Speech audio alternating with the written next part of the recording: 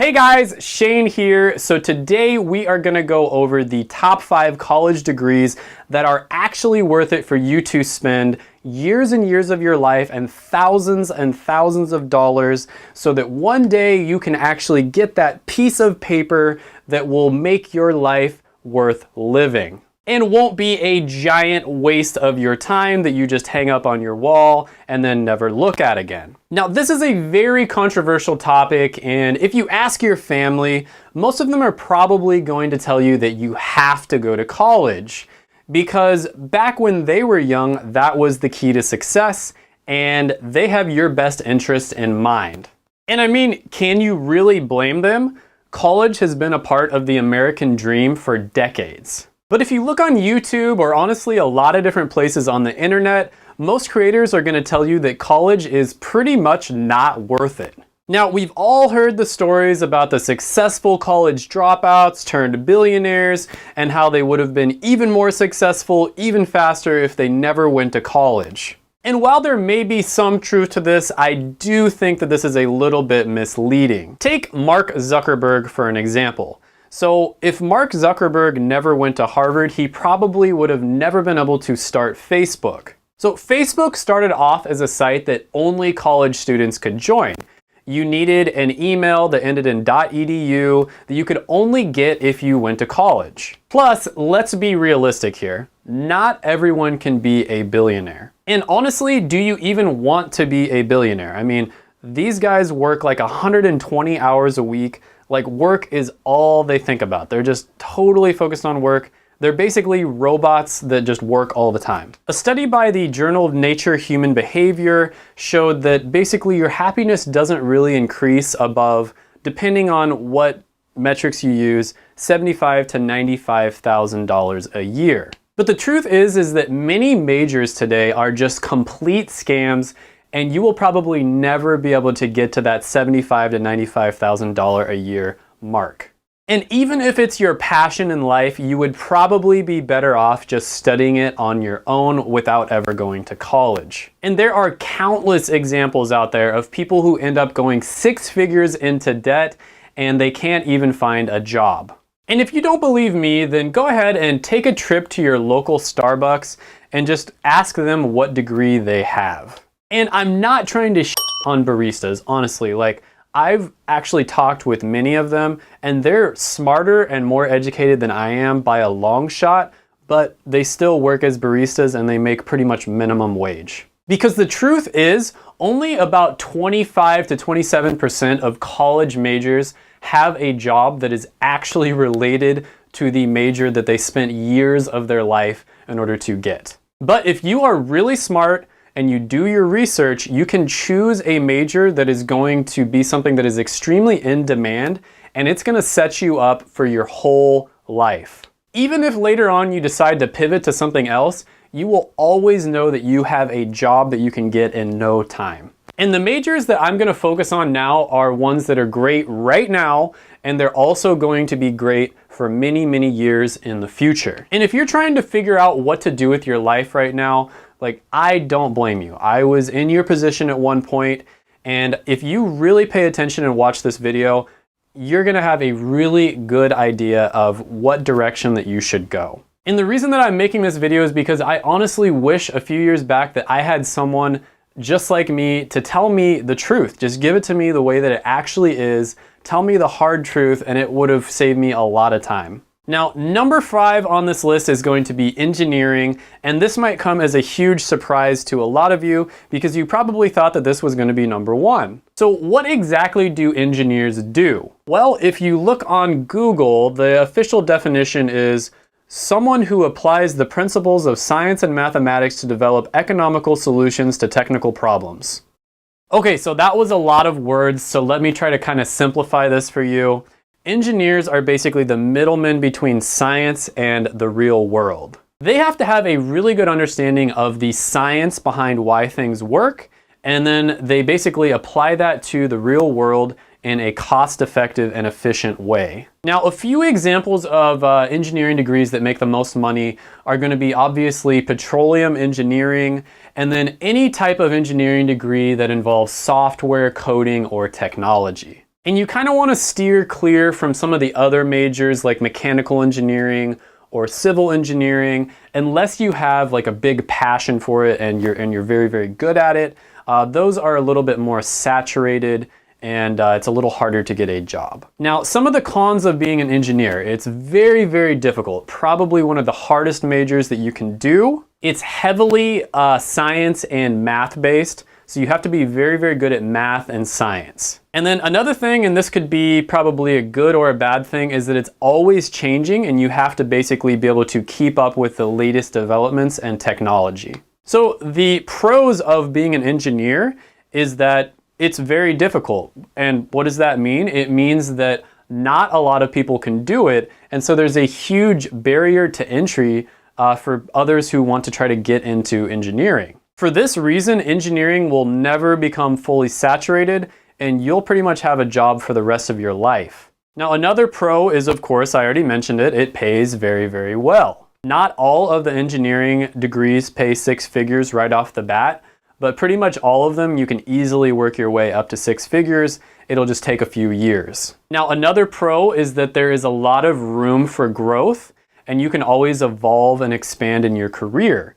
If you want to take on more of a management position, you want to be like a project manager, you can go in that direction. Or if you think there's like an evolving technology that you have a lot of passion for, or you think there's a lot of opportunity there, you can specialize in that and go in that direction. So number 4 on the list is going to be human resource management. And this is another great career that anybody can get into, because just about every company on the earth needs people that have these skills. So the definition of human resource management is pretty complicated, honestly, but it's basically just how a company manages the people who work inside of the company so that they can get the most out of them, the most efficiency without, getting sued or something like that. Hey, send me that link to the monkey sex video. I'm going to forward it like it's hot.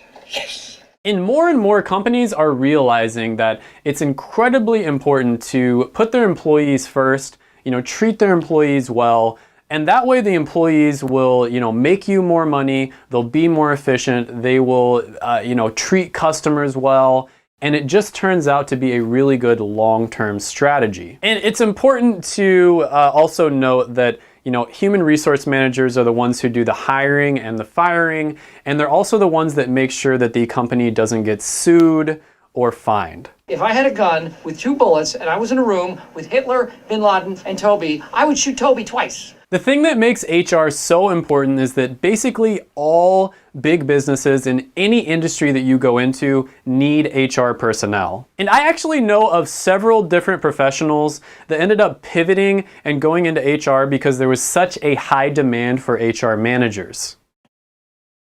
No, God! So the cons of HR, well, first of all, you're gonna have a really heavy workload. You're kind of like the glue person in a company, and so there's just a ton of different stuff. There's always going to be something that you need to do at any given time. And the second thing is you have to fire people, which sucks because you might have to fire people that you really like. And then of course the third thing is office politics. There's going to be a lot of office politics when you get into HR, and you are going to have to be the mediator when people have issues with each other. You're going to have to sit down with both parties and kind of like talk it out. And that can get probably like pretty annoying. So the pros of HR is that you get to interact with a lot of people. You're going to be hiring people, you're going to be doing performance reviews, you're going to be attending a lot of meetings. So if you are an extroverted person, this is probably a very, very good career path for you to get into. The second pro for HR is you're always going to have something to do. So if you are the type of person who really likes your day to go by super fast, you just want to show up to work, do a bunch of work, and then all of a sudden, it's the end of the day and you get to go home, this is going to be another career that's going to be great for you. And then of course, the third thing is the very, very attractive salary. So number 3 on the list is going to be business majors, but this one does have a caveat to it. you do have to specialize if you go into business. So you don't want to just get like a general business major, you do need to specialize in something. And a really good example of one that you could specialize in would be a sales manager. Another really good example, and this one might surprise you, would be entrepreneurship or entrepreneurial studies. And when it comes to business majors, it is very, very important that you do your research and you figure out which one you like, and then also figure out which one pays really well so that you can choose which majors to specialize in. And the truth is there will always be demand for business majors because companies need people who are really talented and they understand how business works in order for their company to be successful. And this isn't going to change anytime in the near future. So the trick to getting a business degree is to niche down, specialize something, and then get so good at that thing that the company simply can't ignore you. Now, let's talk about some of the cons of getting a business degree.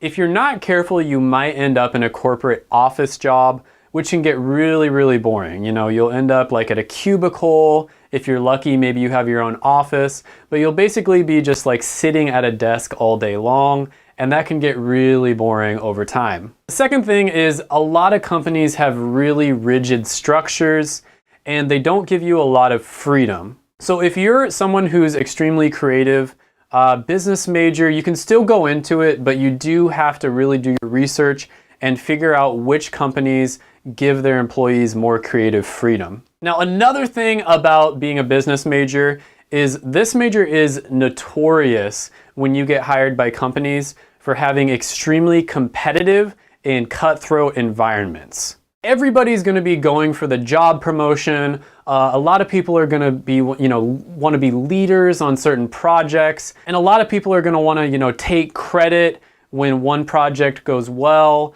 or if it doesn't go well, they're going to, try to blame you. So one thing that will help you a lot if you go into, business major is being competitive. So if you're competitive, this is a really good one to go into, which is one of the pros for being a business major. Now, another pro is the opportunity for advancement. If you really excel in an environment like this, you can work your way all the way up to be the CEO of a company. And CEOs can make millions, sometimes over $10 million a year, sometimes even more. So there is an extremely high ceiling for this if you really, really excel at it. And one thing that I forgot to mention is a lot of the time if you go into a business career, you may need to get a master's degree in order to be competitive. So instead of just going to school for 4 years, you might have to go to school for 6 years or more. So number 2 on the list is to major in a health career. So one really unfortunate fact about life is that we are all going to get sick at some point and have health issues, and that is just never going to change. But this means that there will always be demand for healthcare professionals. And one really good example of this would be health services management, where you're basically kind of just like a CEO or a high-level executive of a hospital or a clinic, and you just make sure that things run, the hospital or clinic makes money, but you also make sure that everything happens in an ethical way that is the best thing for the patients who come into that facility. Recent research by the American Association of Medical Colleges has shown that by 2030, there will be a shortage of probably over 100,000 doctors. And it's not much different for nurses and other healthcare professions. And on top of that, healthcare is becoming more and more complicated with different laws changing and new demands in the profession. And if you choose a career in healthcare, it's pretty safe to say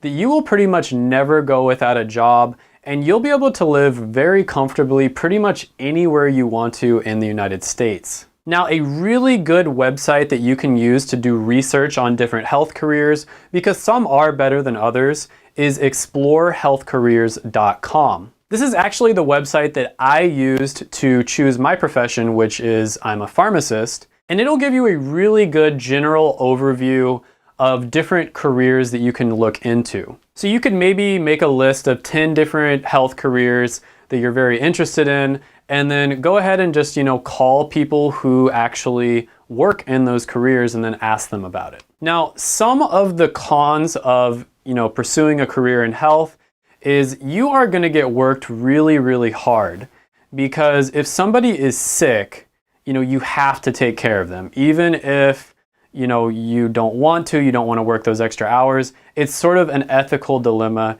You have to take care of them. And if a bunch of other people call out sick, you still have to take care of them. You can't just shut your doors. And the second thing is you end up seeing people at their worst. So a lot of the time people come in and they're sick. They've gone through a really crappy process of going through our medical system. And by the time they get to the pharmacy, for instance, they're in a very, very bad mood and they can go off on you. They can be extremely rude on you, and it can be a really, really rough environment to be in. And then another thing is this ethical dilemma of, business versus health. So this is a huge, huge issue in this day and age. A business has to make money in order to continue to survive. But when it comes to, health and that sort of thing, it can be a little bit of an ethical dilemma on how much money the business can make. And for that reason, there's a lot of regulations and there's a lot of laws and red tape. Some of it needed, and then some of it probably not as necessary. Now, the pros of healthcare is that you will always have a job. I mean, you can pretty much go anywhere you want in the United States, and within a short amount of time, you can find a job if you choose a healthcare degree. And another thing is you get to make a real impact. I mean, if you are good at your job, you are helping people at some of the lowest points of their life, and you can truly go home at night and say that you made an incredible impact on people's lives, which is very, very underrated.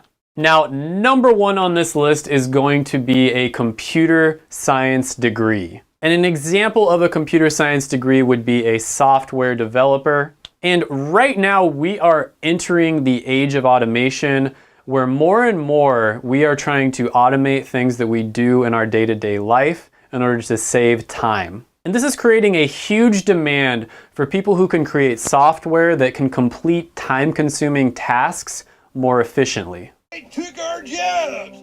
Yeah, they took our jobs! They took our jobs! And I strongly believe that in the next 50 years, probably the most valuable skill that you can have is either being able to automate something or streamlining a process, and that is exactly what computer science teaches you. Software developers are making six figures right out of college easily, and if you're willing to move to a big city like San Francisco, Seattle, you can easily get up into the $200,000 to $300,000 a year range within a few years. And on top of the lucrative salary, companies will fight tooth and nail in order to get you to be one of their employees. And this means that you can pretty much live wherever you want. Just look at what Google offers their employees. I mean, the offices look like freaking playgrounds. You get amazing benefits. You get free food, free coffee, free entertainment. You can take a break in the middle of the day and do yoga or whatever you want. It is insane. And if you're willing to job hop, and that is basically where you move from job to job every few years, you can basically get companies to start a bidding war, and they will all just fight over you. And they'll be like, oh, I'm gonna pay you, $180. No, I'm gonna pay you $190, $210. And that way you can increase your salary to the $200 to $300K a year range a lot faster. Now, a few of the really hot subjects to learn about right now are going to be machine learning, artificial intelligence. You're going to want to get into maybe like virtual reality or augmented reality. And right now, there are pretty much no cons to getting into this. This is the perfect time to get into this major.